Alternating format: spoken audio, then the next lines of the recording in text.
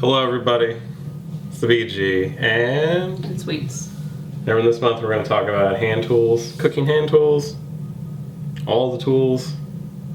So I'm going to start with my favorite tool in the world. That's true. This is very true. Use this one all the time. This, man, if I could have one thing in my kitchen. Your starter kitchen, you need Starter this. kitchen, you need this.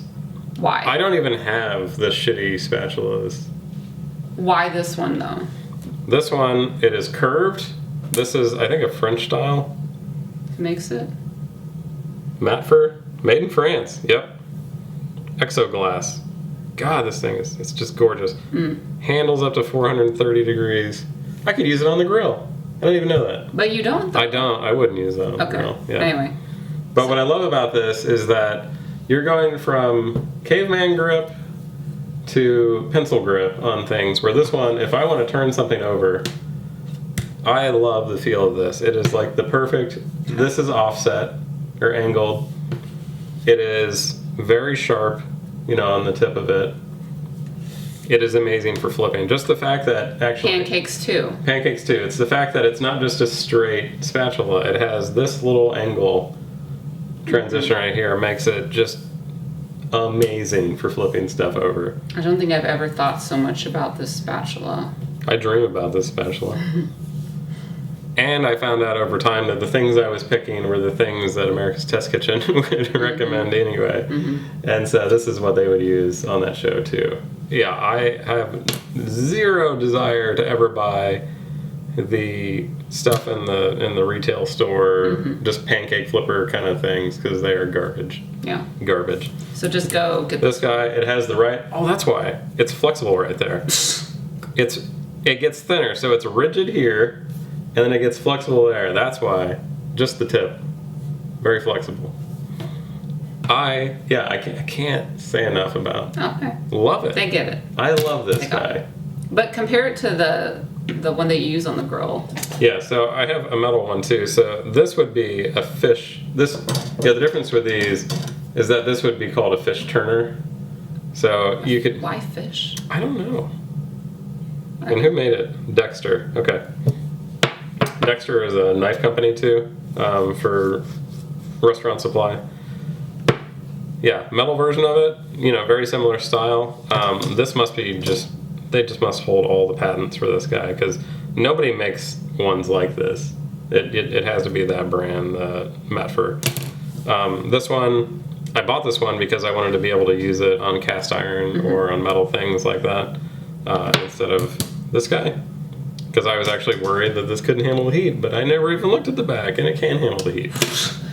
And you're an We're engineer. learning Are so you many sure? things doing this. Yeah. But I like both of them. This one does not have the groove in it here, so you know your thumb just, when you're having that groove, you're indexing your hand to the thing. It's not going to turn. Where this guy, he can rotate. Not the same. So I'd like go for a pinch grip or something like that, or the caveman hot dog grip. But yeah, both of these styles. If you're going to have spatulas, just get these. Just ignore everything else. Spatulas. Rubber spatulas. Rubber spatulas. These are both Rubbermaid. This is the commercial series. This is the regular residential series. The colored handles are high heat ones, so you can actually use this, you know, in our egg making, or the British style eggs. We're using this style spatula. This It goes up to what temp? 500 degrees. Yeah, so you're not gonna. Don't have to worry about it. No. If you're doing something on the stove that's over 500 degrees, It's gonna be then fine. you got a problem. You're big making problem. a steak in one of those, what are they called, salamanders? The salamander. Those things I are almost like, said a lizard. You're you making can a say steak a in a lizard, lizard. yeah. So if you're in a fancy steakhouse, they have a broiler in there where it's just a giant flame coming down from the top, and I think those get up to like 1600 degrees Fahrenheit. Oh, okay. Just It's more than crispy, I thought. rockin' hot, rockin' hot. So yeah, high heat temperature. I mean, you can use it for baking too. It's similar flexibility, just a little more rigid than the baking ones. I prefer having the smaller ones for baking because I'm using these to like get stuff out of jars or Yeah.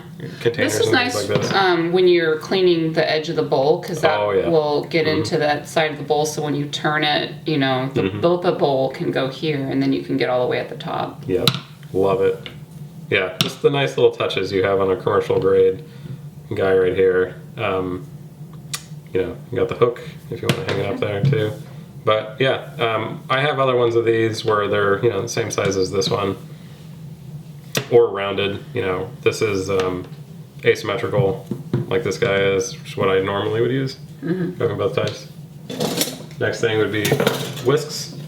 This little guy I've had since college. Oh, same one? Yeah, same one. I bought it probably at Macy's. Or Lazarus. It's probably called Lazarus at the time. Yeah. It's been a workhorse. All stainless. But I don't think people can buy that now. You couldn't find this now. So let's not show them that one. But I mean, you find like a smaller whisk. Yeah. Maybe. The only thing I don't like about this whisk that you can notice the difference between these is that on a residential whisk, they generally do not bind all of the wires at the top. But that one does. These do. Commercial ones do. They have these little... It's a loop, yeah. Well, actually, what's happening is It's hard to see. Can you... There you go. The very bottom wire actually goes up and around and collects all of them. That's smart. Yeah. Yeah. What that does is, and I've done this a million times, and maybe I should get rid of these whisks because they do have an extra. They make a whisk like this, that small. Is that this guy will act like a slingshot when you're whisking a pan, and you'll catch it just right, and it'll fling sauce out of the pan and up and out. But it won't do that if you have this. Won't do it on these guys because they're all locked together. Yeah, that would be the only thing I'm annoyed with this one, but I'm sentimental. He's been with me. I don't find that I use whisks very often. Do you? Like for breakfast. Oh, right, for mixing pancake. Yeah, I mean this guy, batter. a big one here. What you want to do is you want to make sure that your whisk is big enough that it doesn't fall into the bowl. Like that's why I was annoyed with this one, and why I bought the bigger ones is because this guy is in our coffee size bowl. I would only use this in a smaller bowl, and then this one is in our pancake size bowl. Not gonna fall in, and it's just really stiff. Like I like how strong this is. Okay. Could not bludgeon a man to death with this. No. It would take a while. Yeah. We got all those. 2 size tongs, short and long, 11-inch and 8-inch, I think, are the sizes. This brand, Amco, love it. This is the only company I could find like this. I've actually had these since college too.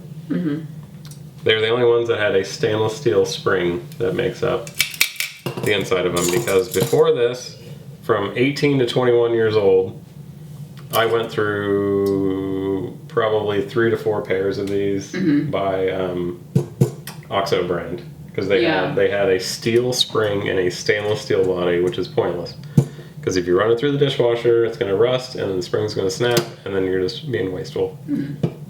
I like all stainless steel construction because I want to have these tools for my entire life. Be good to the environment, people. I prefer the scallop style, head on this guy, pull style to get the spring engaged on it. And then the one thing I've noticed on crappier tongs is that they will not smooth out this range right here, this region right here, and that's where if you get your skin caught in there, it's the worst. Man, you're gonna get. I hate it. You're gonna get just hurt real bad. Yeah. For these guys, it doesn't really happen to me ever. And then I can't spin it on camera. Maybe this guy. Let's see. There we go. Beautiful. You gotta do that, and also.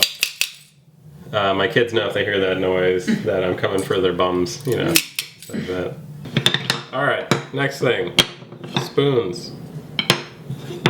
The sweets, bought these. I don't even think of those as spoons, the ones on the left. These? Yeah. I think they're spoons. Yeah, I mean, clearly, they're not, they have a dip in the middle. Not that one, but... Yeah. You're just saying because they're flat on the bottom? Yeah, on the top. That's good for the tossing. Right. Yeah. When you do that now, it makes sense what I would use it for. For this, you can't do that. I bought these Restaurant Supply. They are birch, I believe. Better than the ones you'd find at your retail store. If someone is trying to determine if they get like a wooden spoon versus like a metal spoon, is there a difference? This is obviously stronger. I would use this in a metal or you don't want to use this in a non-stick pan because you'll scratch it. Where this, you could use in a non-stick pan and not scratch it. I almost always use a wooden spoon for baking. I like the wooden spoons just for cooking in general. I mean, almost all of our videos has me using a wooden spoon and not a metal spoon. A slotted wooden spoon, though, I don't know that we use that often. No, this, I don't know. Like that's We would silly. just use That's this just silly. for like green beans. Boom. Yeah, if you need to have, that one has smaller holes in it. I prefer this one if I actually want to get some drainage because it has bigger holes for it. But yeah, I mean, personal preference on how you want the handle to feel. I prefer the thinner style like that. Same thing, I can go pencil grip or, you know, standard grip, hot dog grip. And then for metal spoons, these came with our cookware set. We have an all-clad cookware set. So these are just super heavy duty and overpriced. I mean, I guess the one benefit is it does have the groove in there as far as indexing, so you can hold onto it better. Where this guy, it's just flat. A lot of things I'll do when I get all the metal stuff home is I'll take a Scotch-Brite pad or some very fine sandpaper and just go over all the edges on things just to make sure that it's nice and silky smooth on it. Where the all-clad, I mean, you are paying more money for it and all the edges are polished, so you do get that. Where if you buy a less expensive one, depending upon the finish quality, it might be a little bit rougher for it like that. And then yeah, between wooden and those, but I like it all. The other thing we can add on would be ladles. So again, this one came with the all-clad set. You know, when you spend, how much was that cookware set? It was $500 like plus? $500 or $600 Yeah. back in 2005. For how many pans? Or pots? I think it was a 10-piece set, so it'd be 5 pans ish. I mean, yeah, a lot of money for those things, but we still have them, and they're great. They're perfect. So you know, when you spend $600, you get a free set of spoons with the two. So this is my big ladle. I got a medium-sized ladle, and then I have another smaller one as well too. Standard item to have in the kitchen. We'd use this for like soup. Soup and stock, things like that. Yeah. So this one can actually hold two. Well, yeah, actually for the size of this, one whole scoop of this is one whole Belgian waffle in our waffle maker, or 2 pancakes on our griddle. This is more like 1 pancake size. That kind of thing. So you can actually index what you're trying to do cooking wise to the size of the ladle. And along with those spoons, you know, you have the serving spoons or mixing spoons. Like we use these, I use these all the time, the larger one. Like for reference, here is same set. So teaspoon, tablespoon, serving spoon, serving fork, you know, for things like that. If I want to be fancy. Like I would actually like to have a larger set of these for serving, but they're just really expensive. I mean, nobody buys these. Yeah. So I feel like this set was like $40 for the 2 of these. It's like absurd. Yeah. Next thing would be the cake spatulas. So we have 2 types, offset and straight. This is if you're actually on the top of a cake where you don't need to clear this one, and then this one, since it's offset, you can use it. This one you could be using like a tennis racket, so I can use both ways. Where this one, you're going to be using it to smear low on something. I think I've only used the smaller ones. I love these. I use this all the time. You use it to level out pancakes? Yeah, I'll use it for pancakes and anything that I need to just... Like a chunky pancake is what I mean though. Yeah, the apple or the pumpkin pancakes. I do not usually like wooden handle things like this because I am not going to hand wash something like this. I prefer to have a plastic handled one that's going to be fine in the dishwasher. This one has, I mean, it's still pretty tight, but it's So still you snap it. And it's still going to be slightly looser than when we bought it versus this guy. And something that you can actually look for in all of them is this NSF. That is a certification. I'm sorry. What does NSF mean? Not suitable for what? Kidding. Not suitable for what's the F? Not suitable. Just not suitable for anything. Just life. Just life. Well, I'm sorry. What does NSF mean? I have to look it up. Okay. I know it's the certification process. We'll put it on the video. It's the certification process for things to be used in a commercial kitchen. National Science Foundation. Not Sure. really. If I was going to have one of these, it would be this guy because I would use this more often than this one or this one. I don't like the wooden handle, so boom. Our mashing apparati. You will see the very, very occasional Pampered Chef item in my kitchen because... Is that Pampered Chef? This is Pampered Chef. Really? Yeah. I don't know about that. I got it from a Pampered Chef party. Okay. Doesn't say Pampered Chef. It's Xylus.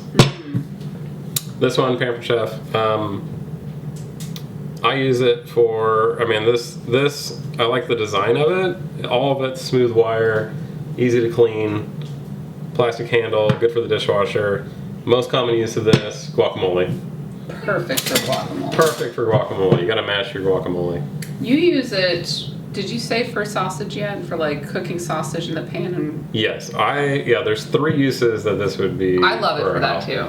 1 for guacamole, 2 for actually breaking up ground meat in a fry pan. Because it has a smooth, all these wires are smooth, so it's not gonna hurt your pan.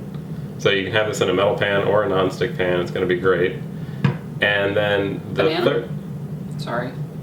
well yeah, any mashing and everything. Right. So the one thing I don't use it for is potatoes. Is it a potato masher? It is technically a potato masher. But the last thing I would use it for is mashing potatoes. What do you use the other one for potatoes?